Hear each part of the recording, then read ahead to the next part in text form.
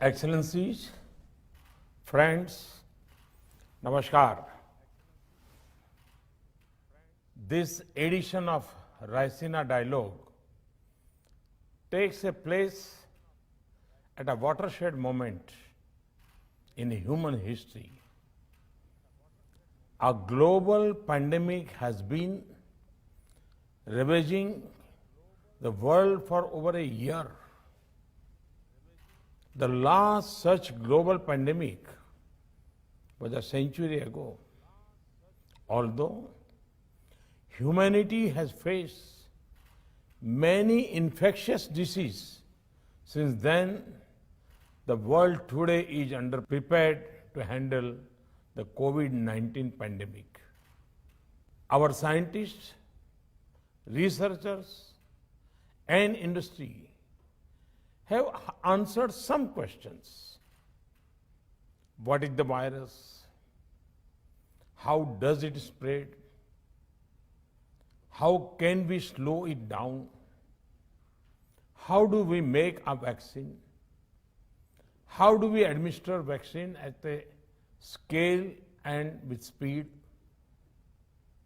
To these and many other such questions, many solutions have emerged. And no doubt, many more are yet to come.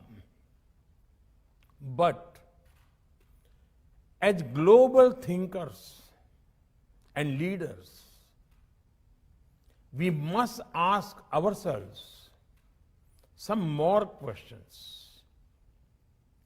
For over a year now, the best minds of our societies have been engaged in battling this pandemic. All the governments of the world, at all levels, are trying to contain and control this pandemic.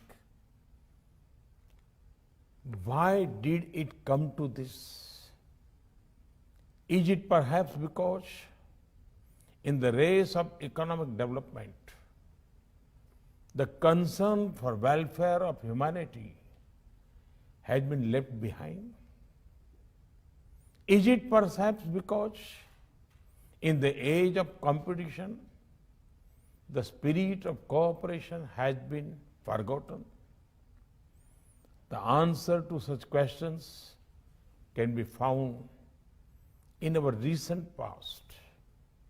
Friends, the horrors of the First and Second World Wars compelled the emergence of a new world order. After the end of the Second World War,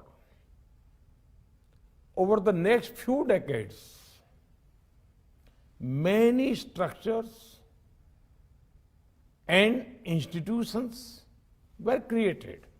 But under the shadow of the two wars, they were aimed at answering only one question: how to prevent the Third World War. Today, I submit to you that this was the wrong question.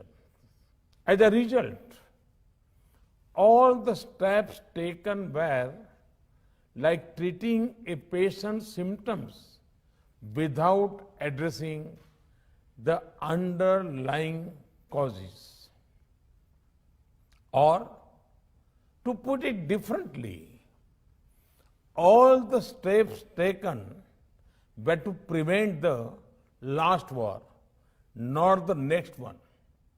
In fact, while humanity had not faced the Third World War, the threat of violence has not reduced in people's lives.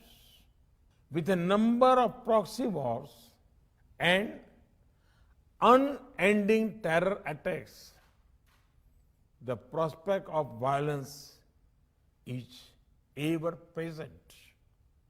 So, what would have been the right question? They could have included, why do we have famines and hunger? Why do we have poverty? Or most fundamentally, why can't we cooperate to address problems that threaten the entire humanity? I'm sure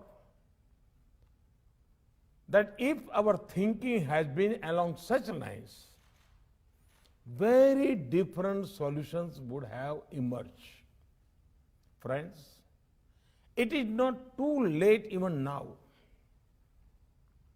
The mistakes and misdeeds of the past 7 decades need not constrain our thinking for the future. The COVID-19 pandemic has presented us an opportunity to reshape the world order, to reorient our thinking. We must create systems that addresses the problems of today and challenges of tomorrow. And we must think of the entire humanity and not merely of those who are on our side of the borders. Humanity as a whole must be at the center of our thinking and action.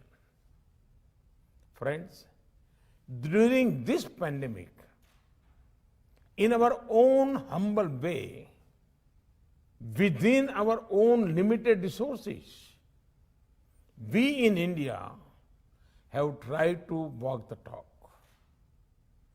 We have tried to protect our own 1.3 billion citizens from the pandemic. At the same time, we have also tried to support the pandemic response efforts of others. In our neighborhood, we have encouraged a coordinated regional response to the crisis. Last year, we shared medicines and protective equipment with over 150 countries. We understand fully that mankind will not defeat the pandemic unless all of us, everywhere, regardless of the color of our passports, come out of it. That is why this year, despite many constraints, we have supplied vaccine to over 80 countries. We know that the supplies have been modest. We know that the demands are huge. We know that it will be a long time before the entire humanity can be vaccinated. At the same time, we also know that hope matters. It matters as much to the citizens of the richest countries as it does to the less fortunate.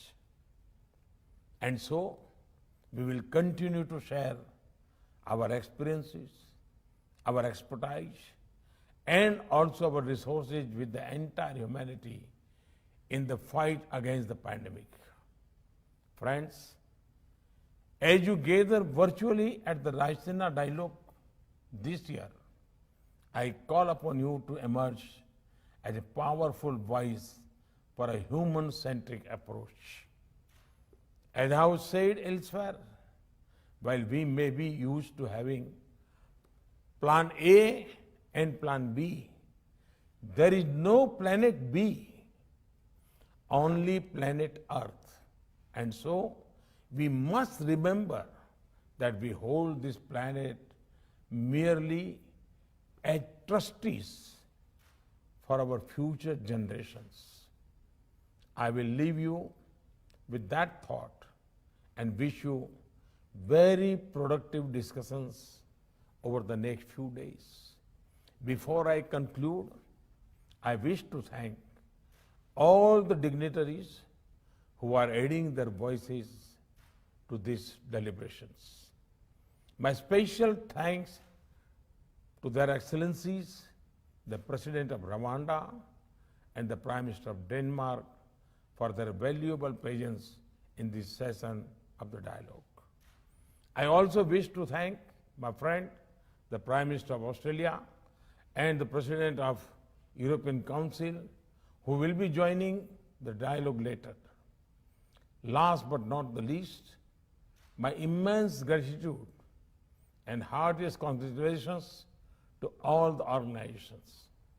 They have done fantastic work in putting together this year's Raisina Dialogue despite all kinds of challenges. Thank you. Thank you very much.